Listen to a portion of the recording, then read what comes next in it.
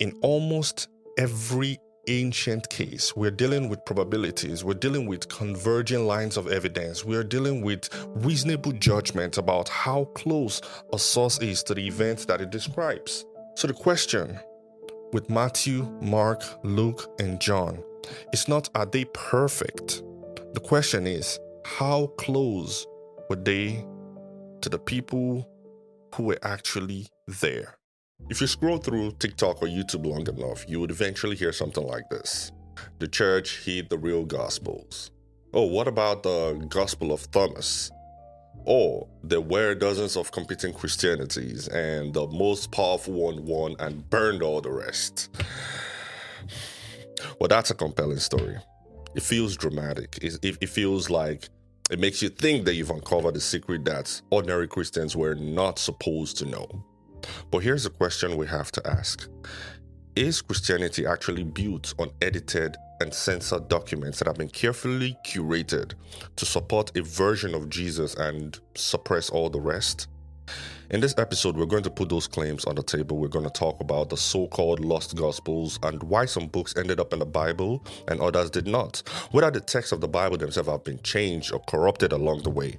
The core question is simple. Can we trust the texts that we have today? Welcome back to Align Podcast. Let's get on this together.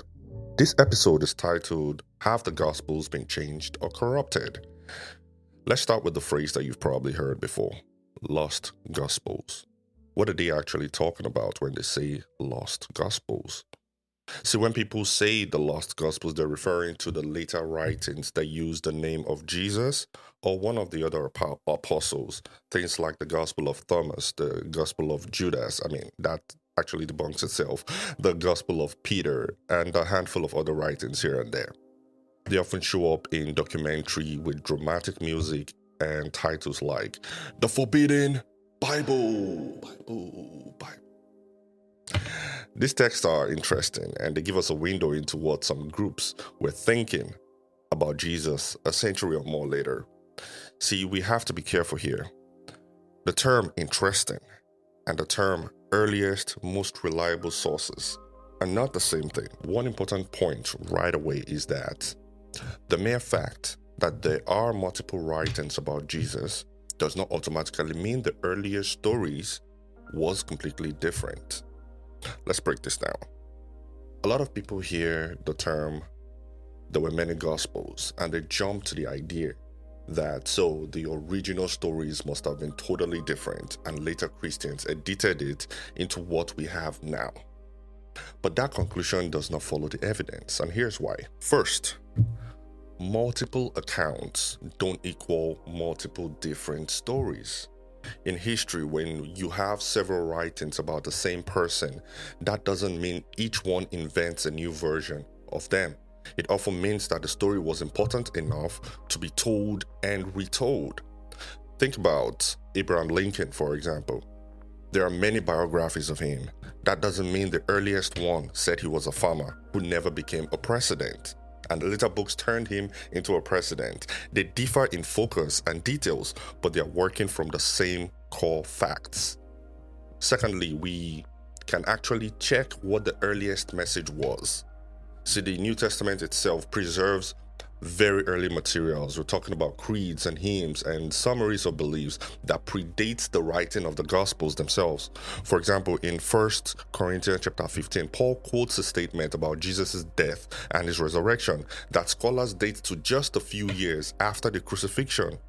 That shows the core story, Jesus died and rose again. That core story was already fixed years before.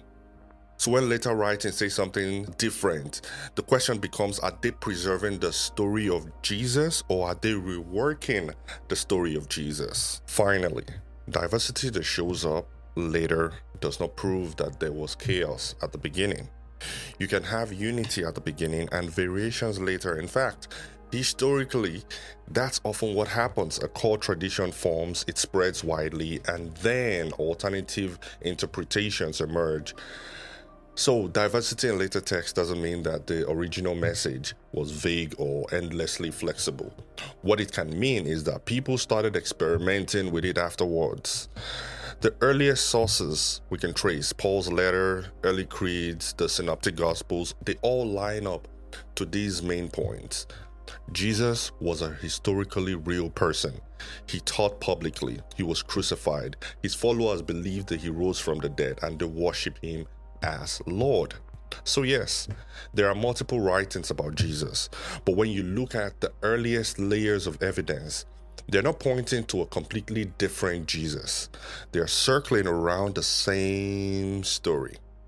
So, the mere fact that there are multiple writings about Jesus does not automatically mean that the earliest story was completely different. In other words, having many writings about Jesus does not mean that the original story was lost. It means that the story was important enough to be written down more than once. The evidence of later fan fiction about a historical figure doesn't erase the value of the earlier biographies. So the real question is not, are there other writings about Jesus? Are there other writings that mention Jesus? Of course there are. The real question is this: how do these later texts compare to the four Gospels in terms of age, connection to eyewitnesses, and continuity with what the first Christians were actually preaching? So next time when you hear the lost Gospels, I encourage you to probe it. Ask the questions. How do these lost Gospels stand up when compared with the four Gospels in terms of age, connection to eyewitnesses, and continuity with what the first Christians were actually preaching? So now let's take a look at how some books ended up in the Bible and others didn't. Was it just politics, power, or suppression at work? See, the early Christians actually used a pretty consistent instinct when they recognized certain writings as scripture, and they used those same instincts to set some aside. You can think of these instincts as sort of questions, three big questions they asked, formally and informally, not because they were trying to be gatekeepers, but because they were trying to protect the truth about Jesus. And those same three questions, we could still apply them today in our own life. The first question focuses on apostolic connection. Is this writing connected to an apostle or to someone in their close circle? In other words, does it go back to the people who actually walked with Jesus or learned directly from those who did? The second question is about early widespread use. Has this book been read, copied, and used in churches across different regions from early on, or did it suddenly just appear in a smaller group somewhere? And the third question pertains to consistency with the earliest preaching. Does this text line up with what the first Christians already were proclaiming about Jesus, his life, his death, his resurrection? Or does it introduce a completely different message that looks more like a later philosophy dressed up as Christian stories with Christian names? When you apply those kind of instincts to the Gospels, to Matthew, Mark, Luke, and John, these books rise to the very top. These books are anchored in first century. They are tied to apostolic circle, and they show up early and were widely used in Christian worship and teachings. Let's talk a little bit about the apostolic connection. This mattered because in the ancient world, apostles weren't just religious teachers, they were eyewitnesses. They heard Jesus teach, they saw what he did, they watched him die, and they believed they saw him again. In a world without printing press or mass literacy, personal connection mattered. If a writing could be traced back to Peter or Paul or John, or to people closely connected to them like Mark and Luke, this story carried weight. If it couldn't carry weight, it raised a different question. This wasn't about power. It was about proximity to the event. And here's why apostolic connection matters, because apostolic connection reminds us that Christianity is not built on vague spiritual ideas. It is built on histories of testimonies of real people in real places about real events. Let's talk about the early widespread use. This also mattered in ancient time because it protected the church from fringe ideas and from people claiming to have experienced Jesus in ways that were not true. And it matters to us today because we are living in a time when people get a whiff of personal opinion and they propagate those personal opinions as facts. The early church typically cross-checked, was this manuscript, this letter, this book being read, was it used across many churches, or did it suddenly appear in much smaller groups later on? So if a writing was being read in, say, Rome, in Antioch, in Alexandria, or even in Jerusalem, it was typically copied again, and then used in worship and teachings. This action showed that it wasn't just someone's private project. It meant that churches in different regions were recognizing the same core writings independently. But if a book only showed up much later and only in one small movement, that in itself raised a different kind of question. Not is it interesting, but where did this come from? Early and widespread use reminds us that the New Testament was not chosen at random. It grew out of what Christians were already reading everywhere. Now let's talk about consistency with the earlier preaching. The question here is, does this text line up with what the first Christians already were saying about Jesus? Does it line up with his life, his death, and his resurrection? Or does it introduce something completely different about Jesus?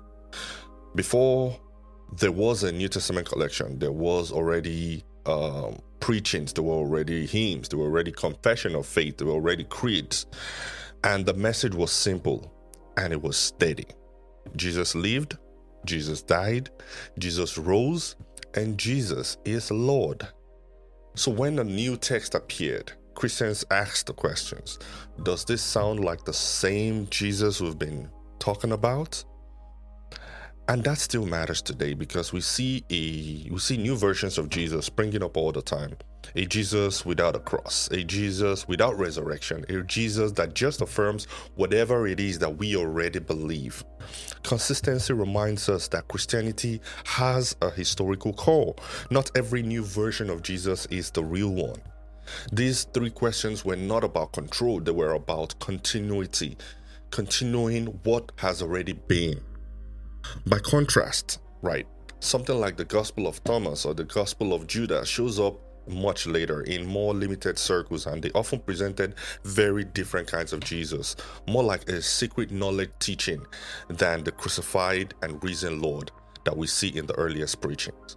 That doesn't mean that these later texts are worthless as historical artifacts, but it does mean that they were never serious contenders for the core story of Jesus in the mainstream Christian movements. The idea that some council in the 4th century just chopped them out to hide the real Christianity makes for a great internet content, but it doesn't match how these books were actually viewed on the ground. In other words, the books that made it into the New Testament weren't chosen because they were convenient. They were recognized because they were already at the heart of what Christians were reading and preaching from the beginning. Okay, but even if we say fine, these 4 Gospels are the main story, another question that often comes up is, have they been changed? You might hear someone say, oh, the Bible has been translated and retranslated so many times, and we have no idea what it originally said. Here's the reality. We don't have the original sheets of papyrus that Matthew or Mark wrote on, and that's a fact. What we do have are the thousands of handwritten copies in different languages from different places and different centuries. And because scribes were humans, there are differences between those copies and the actual copies. Those are called textual variants. That might sound scary at first, but think about it this way. If you only had one old copy, you have no way to cross-check it. Having many copies means that you can compare them, spot where a scribe misspelled a word, dropped a line, or added a little note, and that later got copied as if it were part of the original text. For instance, imagine this. At year 50, a letter is written and sent to a church. That original copy is read out aloud and then copied by hand so that other churches can have it. Year 80 comes around, and now there are maybe 20 handwritten copies circulating. One scribe accidentally skips a line.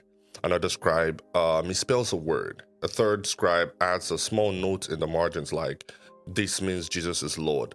And later, someone copies that note into the text by mistake. Now you have copy A that has a missing line. You have copy B that has the same line but with a misspelled word. And you have copy C with the same line plus an extra phrase. Fast forward to year 200. Now there are hundreds of copies across different regions in Rome, in Africa, in Asia Minor, in Syria, and most of them still read the same way, but a few have small differences. Here is the key point. Because you have many copies, you can compare them and you can see, okay, 95% of them say this, and only two late ones say that this is this. This longer version appears at maybe year 150. So you can tell where a scribe mistakenly spells a word. You can tell where a note was accidentally added. And you can tell what the earlier version or the earliest version was like. Now imagine the opposite. If you had only one copy from year 200, you have no way to tell if a line was dropped. You have no way to tell if a word was changed, or if a comment was added, or if that copy was even faithful to the original text. You'll be stuck. One copy says this, and that's all we got. No comparison, no cross-checking, no error detection. The point is, having many manuscripts doesn't make the text less reliable. It actually makes it more testable. More copies equals more chances to compare, more abilities to spot mistakes when and if they arise. So what sounds scary at first is actually what lets scholars say this is probably the original wording, because it appears in the earliest and widest range of copies. When you put all of this together, what you get is not a picture of a widely unstable text that has been rewritten every few decades. What you get is a text where you can say with a very high degree of confidence, we know what the authors wrote in all the places that matters for the basic story of Jesus. Who he was, what he taught, what he did, how he died, and what the earliest Christians claimed happened afterwards. So yes, there are variants, and no, that does not mean the story has been hopelessly corrupted. It actually means that we can see the process and not just guesswork in operation. The last piece of this puzzle is timing. How early are the Gospels? If the Gospels were written 200 or 300 years after Jesus, then the legends theory would make more sense. That in itself would have given it plenty of time for stories to grow, for miracles to be added, and for simple teachers to be turned into a divine figure.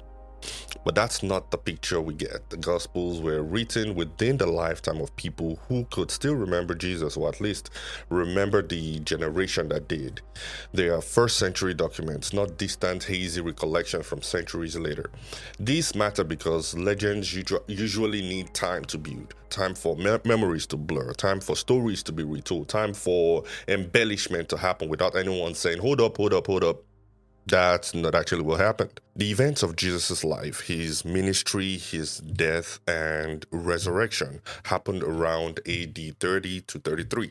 Most historians agree that the Gospels were written in this order. Mark was first written approximately around AD 60 to 70. That means that Mark was likely written about 30 to 40 years after Jesus' death and resurrection. This is within the lifetime of the apostles, eyewitnesses, and people who personally knew them. This was not a long, legendary time in the ancient world. It was still within living memory. Matthew and Luke were written next, approximately AD 70 to 85. They were probably written about 40 to 55 years after the event. Luke actually explicitly stated it that he used eyewitness testimonies, and you can see this in Luke chapter 1, from verse 1. At this point in history, the story of Jesus had already been preached for decades. Churches across the Roman world already knew the core of the message.